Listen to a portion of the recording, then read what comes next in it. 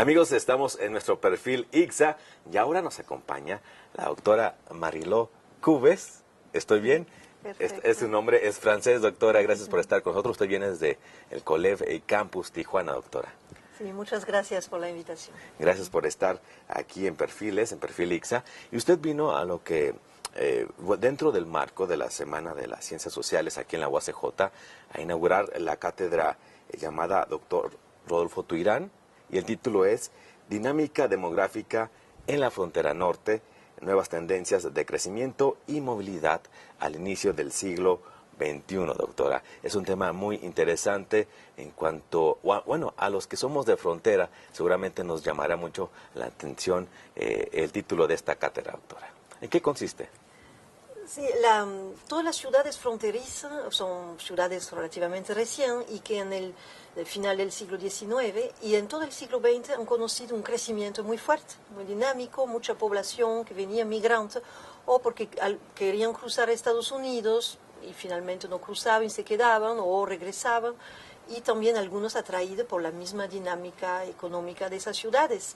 Entonces son tasas de crecimiento muy fuertes en todo el siglo XX, pero actualmente, y desde el inicio de este nuevo siglo, más bien hubo un giro y con una movilidad mucho menor.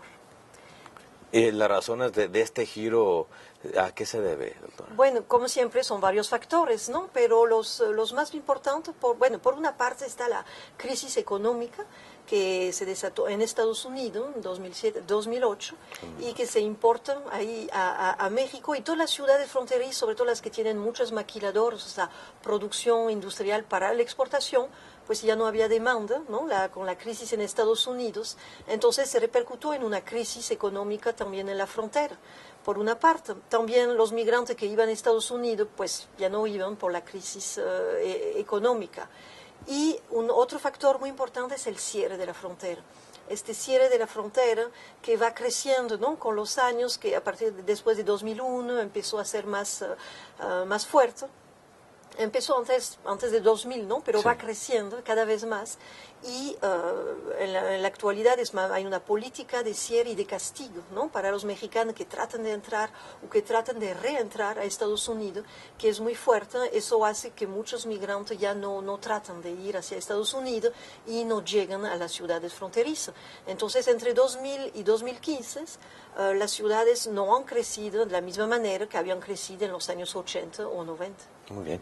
Y bueno, sin querer entrar a tanta polémica política que nos contextualiza hoy en día, si esta política se hace más rigurosa o más fuerte en días futuros, la dinámica en la frontera supongo yo que va a cambiar, todavía va a tener más cambios significativos. Ya hay cambios, porque bueno, una parte es la movilidad que es menor, pero también en las formas, en otros tipos de movilidad que es directamente fronteriza, como lo del trabajo transfronterizo, ¿no? Que son los residentes de una ciudad fronteriza mexicana, pero que van a trabajar en la ciudad cercana de Estados Unidos y que regresan a vivir a México cada vez con movilidad de diario o de semanales, etc. Eso también se ha reducido. Hay menos en 2010 de lo que había en 2000.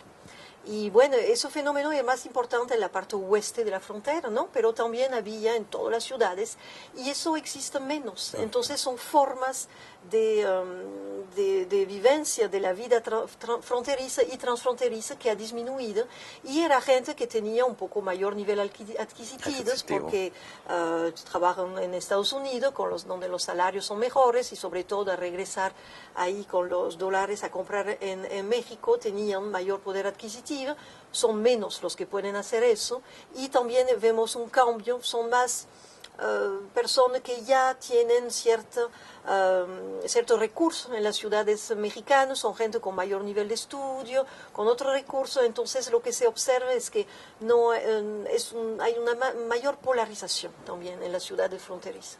Muy bien, y en cuanto a esto, doctora, bueno, estamos viendo algunas limitaciones las que usted comenta, pero en el caso propio de la frontera, los que vivimos en la frontera, ¿cómo nos puede repercutir de una forma positiva, digámoslo así, positiva, el que sucedan este tipo de nuevas políticas en Estados Unidos o estos nuevos cambios que se den? ¿Habrá algo positivo dentro de estos cambios? Bueno, los cambios habrá que ver las elecciones, ¿no? Lo que pasa, pero pues efectivamente se puede repercutir si un candidato que propone de hacer un muro, cuando bueno, la migración mexicana hacia Estados Unidos ha disminuido tanto que en realidad ese muro no va a frenar la migración, sobre todo la migración indocumentada a Estados Unidos ha bajado mucho. Ya no es importante, ya no entran muchos mexicanos actualmente. Hay muchos mexicanos que viven en Estados Unidos, pero los flujos de migración son mucho menor de mexicanos que de otras nacionalidades. Por ejemplo, en Estados Unidos, la nacionalidad que tiene más entrada, ¿no?, por años, de los flujos mayor, es de India. Entonces, ya no es México. Entonces, bueno, ese muro parece anacrónico. Es más como un discurso de campaña. Sí. Habrá que ver, efectivamente, qué pasa, pero hay tantas relaciones también comerciales, turismo, o sea, poner un muro va a limitar no solo esa migración indocumentada que ya por sí está muy baja, sino también todas las relaciones generales de comercio, de comercio, de turismo, porque si se cierran más las fronteras, quizás la gente van a tener menos intereses para ir a comprar de un lado y del otro, que es lo que está pasando, y en la dinámica de la ciudad fronteriza, el comercio interfronterizo es importante. Entonces, en una zona fronteriza, todas las zonas fronterizas en el mundo, las que más crecen son las en las cuales hay más relaciones entre un país y un otro, ¿no? Y otro, ¿no? Ahí la gente yendo a comprar lo que prefiero, más barato o de mejor calidad de un lado y lo que no encuentro del otro. Por ejemplo, muchos servicios de salud están desde el lado mexicano de la frontera y otros tipos de servicios u otro comercio más bien del lado norte. Y entonces, si eso se cierra, va a ser más difícil, pero parece un poco increíble pensar que se van a cerrar tanto la frontera. Sí, prácticamente entonces la frontera de algún modo dejaría de ser frontera o cosas así. Doctora, y ya casi por terminar, ¿qué similitudes, y lo preguntaba ahorita fuera de cámara, qué similitudes y diferencias se encuentra entre las fronteras de México, Tijuana, Juárez? ¿Qué similitudes hay en estas distintas fronteras? Bueno, entre Tijuana y Juárez son las dos mayores ciudades de la frontera, ¿no? Que ahorita Tijuana es la más importante, hasta ahí antes era Juárez, en 2000 ya llegaron al mismo nivel, pero en Tijuana creció más que Juárez en los 20 últimos años, entonces ahorita es la más importante, pero las dos han rebasado el 1.000.000 de habitantes, ¿no? Bastante. Entonces son ciudades muy grandes que son las mayores. Hay otra ciudad importante en la frontera, Mexicali, y otra en el este, no tan importante, pero también numerosa.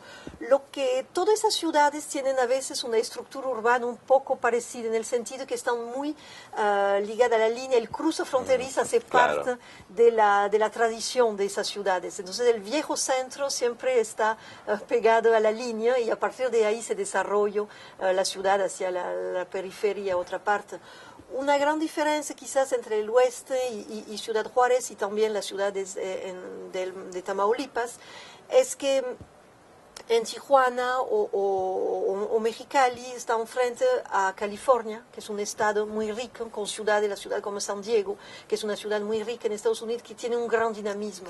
Entonces hay eso, también las relaciones de turismo, hay bastante turismo de americanos que van a Tijuana, sobre todo ahorita por el cambio de peso-dólares que les da muchas ventajas. Entonces hay más relaciones económicas y entonces más dinamismo económico del lado oeste de la frontera mexicana que en el centro o el lado este, porque ahí frente a Texas, las ciudades de Texas no son tan dinámicas económicamente, ¿no? Cierto. Y en población tampoco como California. Como California. Entonces eso marca diferencia aún en el lado mexicano. Muy bien, doctora, pues no me queda más que agradecerle su tiempo y la disposición para esta entrevista de Perfiles. Fue un placer para mí también. La doctora Marilot Coves del campus Tijuana del COLEF estuvo aquí en Perfil ICSA. Vamos a un corte, continuamos en Perfiles.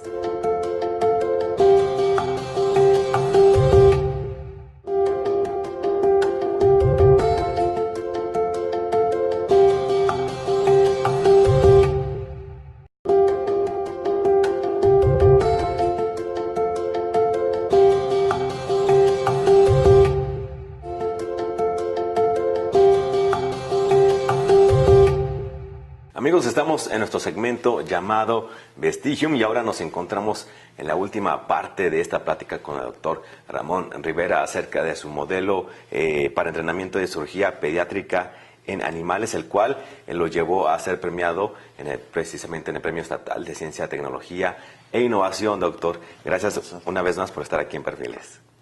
Gracias a ti. Pues vamos a platicar precisamente ahora de lo que se desprendió de este modelo que desarrolló. Un modelo, lo mencionamos en los segmentos anteriores, la importancia que tiene dentro del campo de la medicina y la salud, ¿verdad? Este modelo. ¿Y qué es lo que viene ahora después de haber realizado este modelo, doctor? ¿Qué se desprende de esta investigación?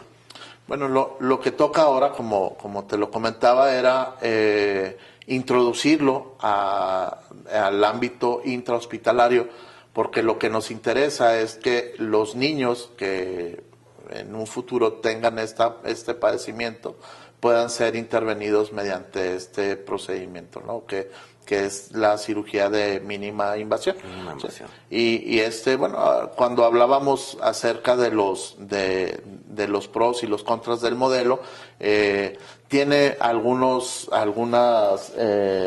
desventajas, que tiene una curva de aprendizaje. Bueno, un cirujano pediatra tiene que pasar algunas horas ahí realizando el procedimiento hasta que consiga hacerlo.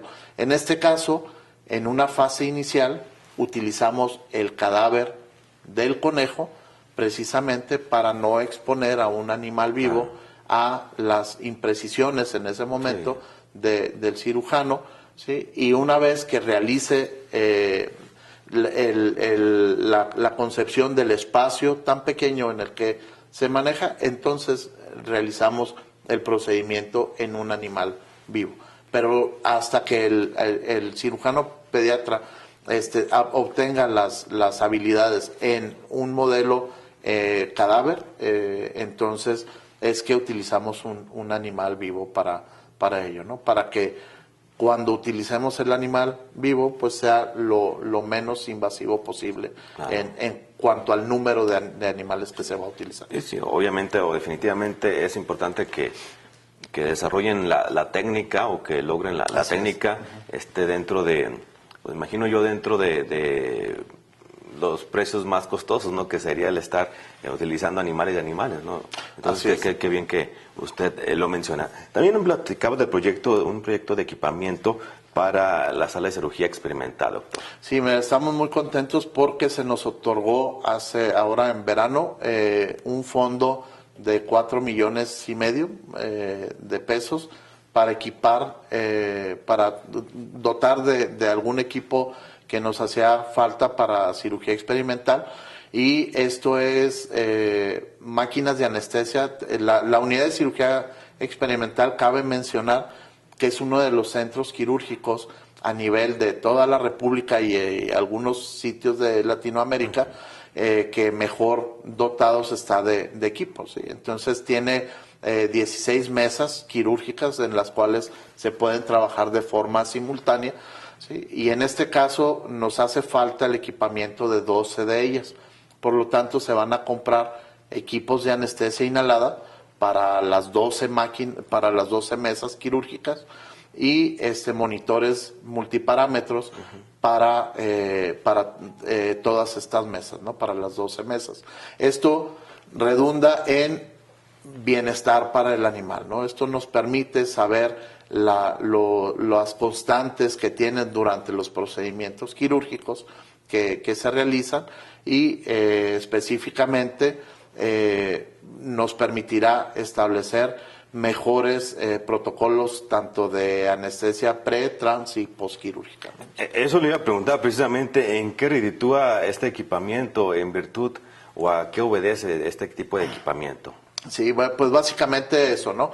El que una mesa quirúrgica o un equipo de cirugía tiene que estar compuesto principalmente por la mesa, que es donde va el paciente, ¿sí? Un dispositivo de anestesia, que hoy en día, pues básicamente la anestesia que más benévola con el paciente, por lo regular, es la anestesia inhalada, y el monitoreo del paciente es importante porque nos permite verificar durante toda la cirugía la condición del paciente. Bien, doctor, pues en definitiva lo que usted nos cuenta pues nos da mucha idea de lo que viene a desarrollar o lo que viene a solucionar el modelo que usted desarrolla, y también obviamente con el proyecto de equipamiento que nos estaba mencionando, que esperemos se logre, que así sea. Y también, bueno, ya estamos por terminar, doctor, no puedo despedir sin antes felicitarlo por su premio estatal, que está próximo a recibirlo en el mes de... Sí, así es. Parece ser que entre noviembre y diciembre se recibe en la ciudad de Chihuahua, ¿sí? Y bueno, parece ser que lo entrega el gobernador. Excelente, excelente. Pues felicidades, doctor, por este importante premio y también por el logro de su investigación. Muchas gracias por la invitación. Muy bien. El doctor Ramón Rivera aquí en Vestigium. Continuamos en Perfiles.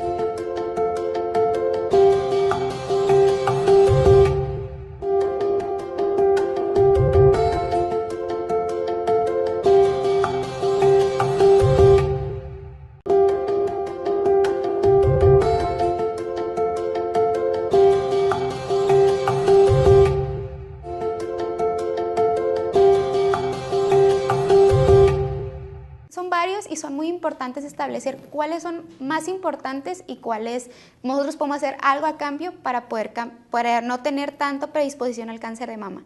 Por ejemplo, aquellos que nosotros no podemos hacer algo específicamente en contra del cáncer es la herencia familiar, ya sea por parte de la madre o del padre, que haya familiares que hayan tenido cáncer de mama. Es un factor de riesgo muy importante. Se duplica o se triplica la posibilidad de tener cáncer de mama a comparación de la gente que no tiene ese antecedente. Otro antecedente que no es frecuente, pero también se puede hacer algo al respecto, es una mutación en un gen que se llama BCRA1 y 2. La aparición de este gen, de esta mutación, hace que no se pueda frenar el desarrollo del cáncer. Te voy a explicar. El gen, cuando está bien desarrollado, se encarga de frenar el crecimiento de las células malignas. Cuando hay una mutación en este gen, lo que pasa es que no se puede controlar ese crecimiento anormal. Entonces, como no se puede controlar, las células se multiplican y se desarrolla el cáncer. Entonces, la aparición de esta mutación es un factor de riesgo. Otro factor de riesgo, por ejemplo, el uso de anticonceptivos, ya sea tanto para el hormonal previo para no embarazarse o la terapia de sustitución hormonal en el caso de las mujeres con menopausia. ¿Qué pasa? Los estrógenos pueden desarrollar un poco más las células malignas y pues desarrollar cáncer. Otro factor de riesgo que nosotros podemos hacer algo a cambio es el tabaquismo, el alcohol. Se ha visto que estos dos tienen mucha más presencia en cáncer de mama. La aparición de la menopausia después de los 52 años y la aparición de la menstruación antes de los 12 años también son factores de riesgo para desarrollar cáncer de mama. ¿Qué más? Algunos otros que pueden también ser muy importantes, el caso de, por ejemplo, la lactancia. Mucha gente no entiende las cosas buenas, tanto para el bebé como para la mamá. En el caso de la lactancia es un factor protector. ¿En qué específicamente? Bueno, mientras la mujer lacta, no hay menstruación. Y mientras menos ciclos de menstruación tenga, menos exposición a estrógenos tiene y menos posibilidad de desarrollar cáncer de mama. ¿Okay? También algo muy importante, las mujeres que se embarazan después de los 30 años tienen un factor de riesgo mucho más elevado en comparación de las que se embarazan a más temprana edad. En esencia, y algo muy importante, la alimentación y el sobrepeso o la obesidad son detonantes que podríamos nosotros cambiar y que la mujer no desarrolle, porque las ingestas altas de carbohidratos, de grasas, exponen más a estrógenos. El tejido adiposo, que es la grasa que nosotros tenemos en el cuerpo, tiene receptores especiales para estrógenos. Mientras más grasa tenemos, más estrógenos guardamos y más nos exponemos para poder desarrollar cáncer de mama. Entonces, pues la alimentación, si nosotros nos cuidamos a partir de ahí, podemos cambiar la exposición de estrógenos y menos desarrollo de cáncer de mama.